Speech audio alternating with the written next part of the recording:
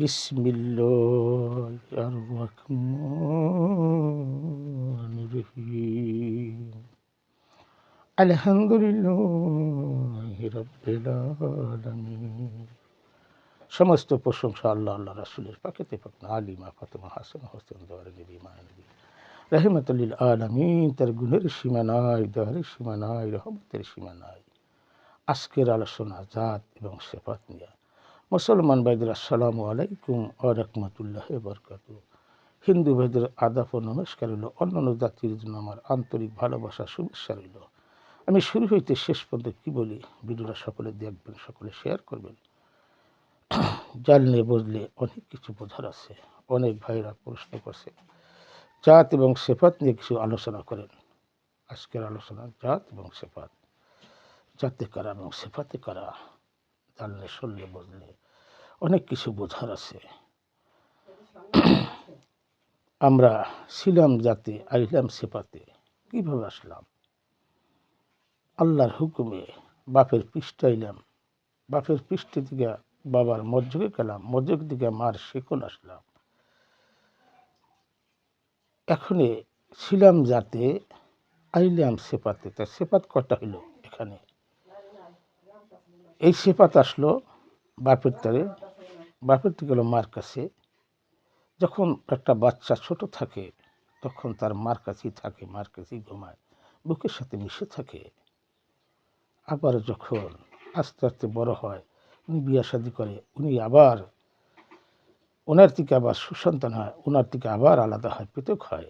এই যে সিফাত কীভাবে ভাগ হয়ে আসে, এখন মূল হিসাবটা করতে হবে। যারা জাতে ছিলাম, ভাগে ভাগে সিফাত আসলাম, এই সিফাত থেকে জাতের সাথে মিশতে পেরেছে।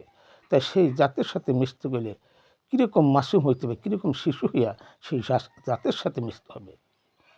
এখানে ভাই অনেক বোঝার আছে। যে প্রশ্ন করছেন, জাত এবং সিফাত একই মার সন্তান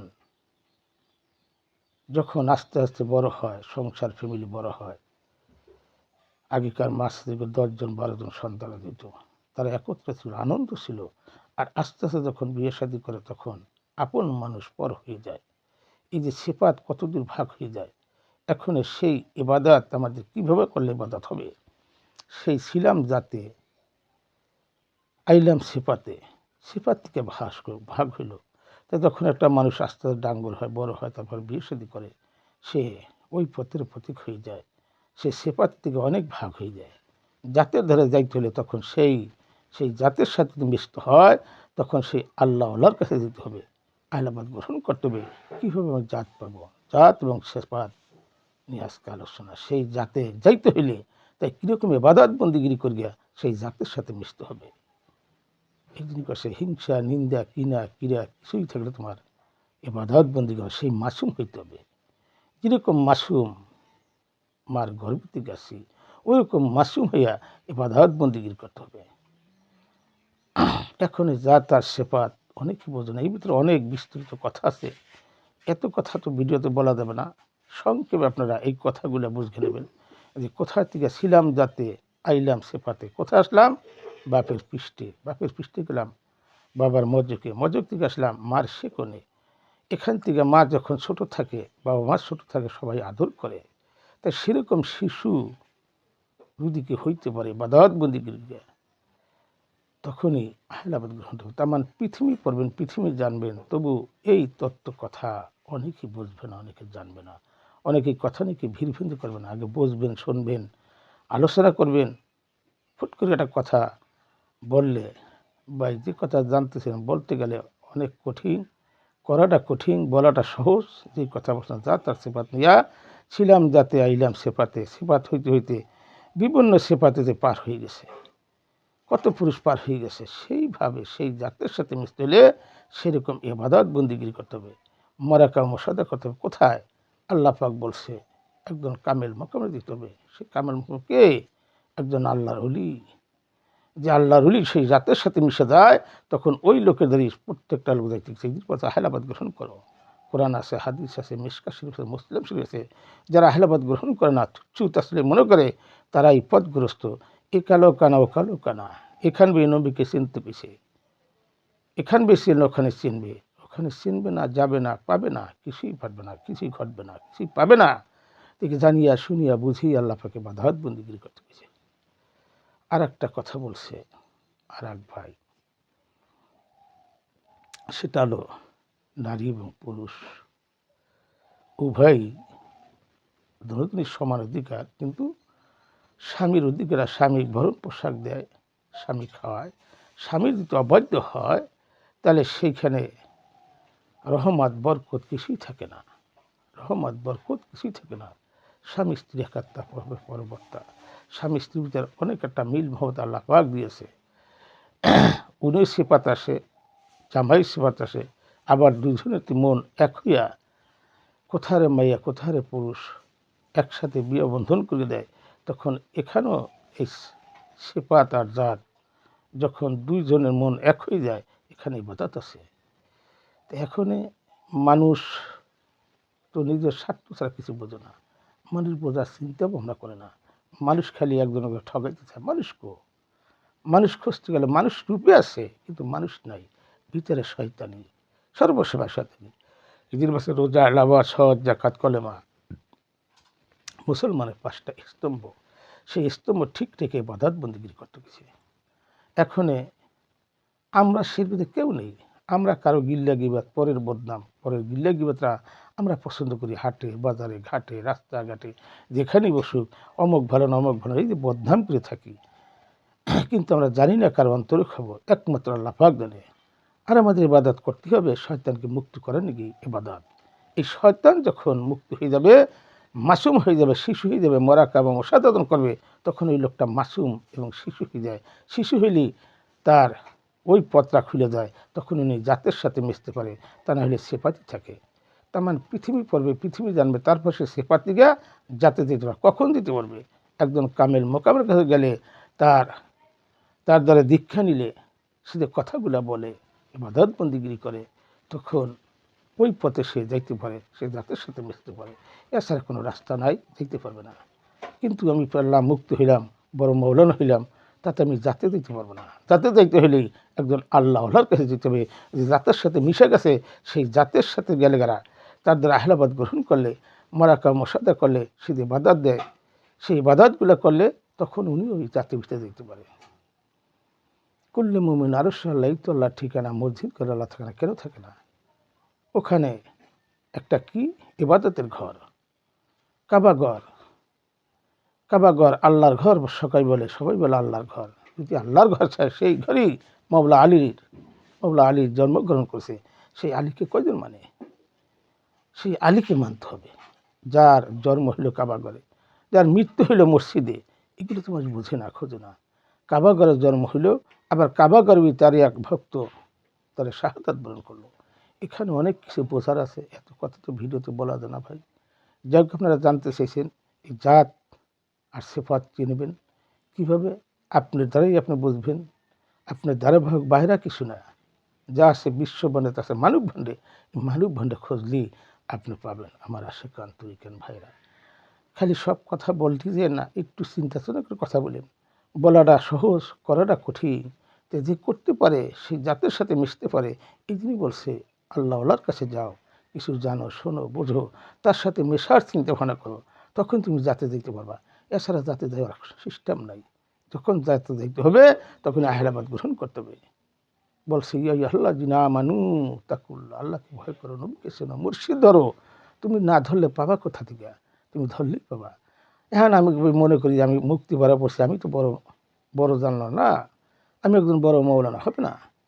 এখানে বড় যে করতে চায়, তখন সে হারাই যায়। বড় কে করবে? একমাত্র আল্লাহ করবে। আল্লাহ পাক রহমান রাহিম, প্রত্যেক সময় আল্লাহ আমাকে ভালোবাসে, কিন্তু আমরা তা বুঝি না। আল্লাহর ব্যতিক্রম চলি, আমাদের মন মতো চলি। জেন এবং ইনসান বানাইছে আল্লাহর ইবাদত বন্দিগি, আমরা আল্লাহর ইবাদত নাই। আমরা আছি মানুষের গিল্লা গিবাদ পরনিন্দা লইয়া।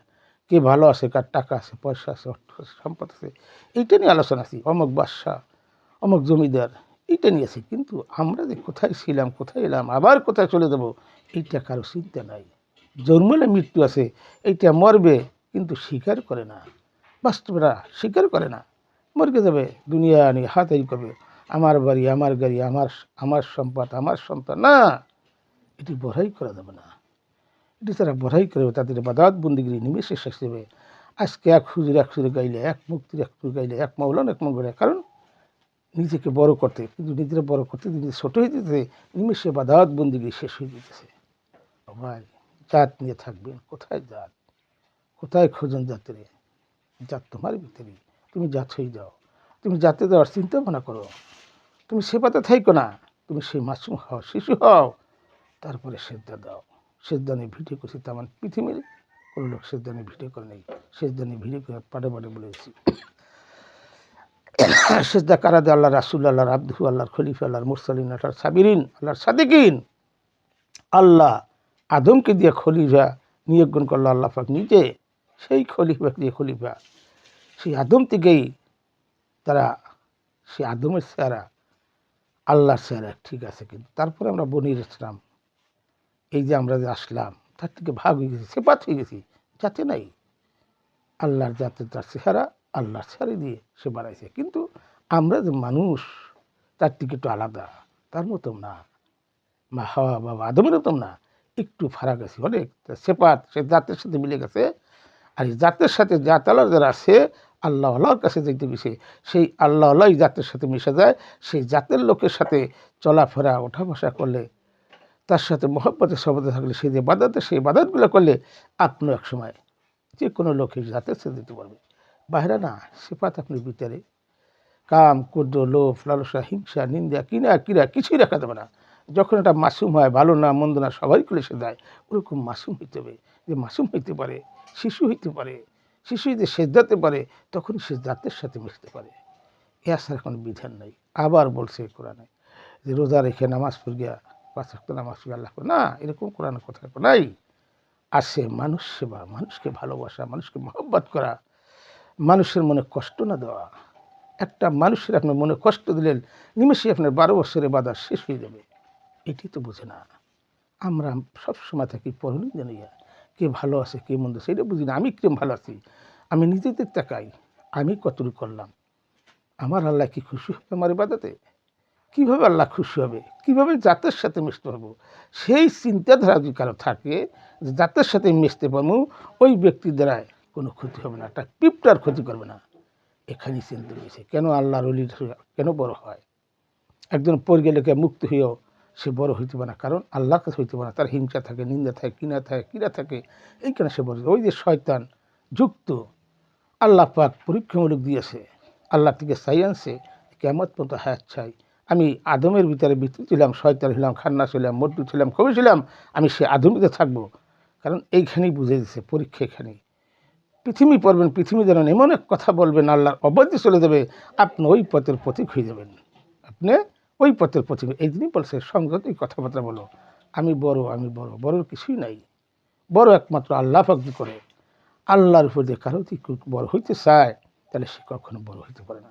আল্লাহকে চেনো, জানো, বোঝো, খোঁজো, গুরুর হুকুম নিয়ে, তালিম নিয়ে ইবাদত বন্দেগী করো, মোরাকাবা মুশাহাদা করো, সর্বসময় সালাতে দণ্ডামায় থাকো, সর্বসময় সালাত, দাইমি সালাত, একটা উক্ত সালাত।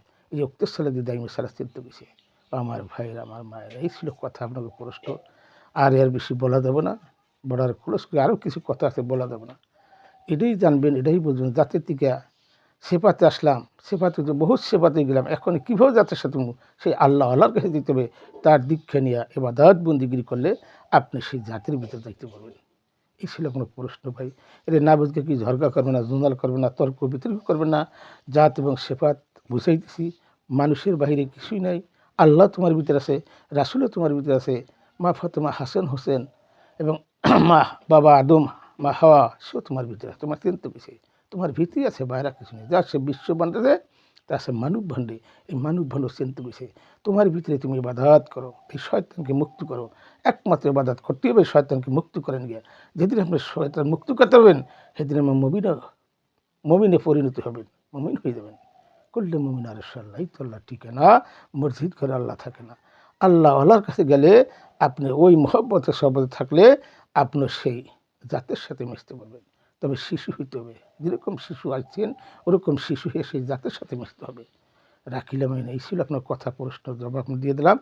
আপনার নাকি ঝরগা জঞ্জাল বিক্রি করবেন না, এই ছিল প্রশ্নের জবাব। চিন্তা চেতনা করি ইবাদত বন্দিগির কথা কীভাবে মাসুম হবে, এই চিন্তা চেতনা করেন। মক্কা হইতে মদিনা ইয়া রাসূলুল্লাহ লা ইলাহা ইল্লাল্লাহু মুহাম্মাদুর রাসূলুল্লাহ সাল্লাল্লাহু আলাইহি ওয়াসাল্লাম। আলহামদুলিল্লাহ, আলহামদুলিল্লাহ, আলহামদুলিল্লাহ।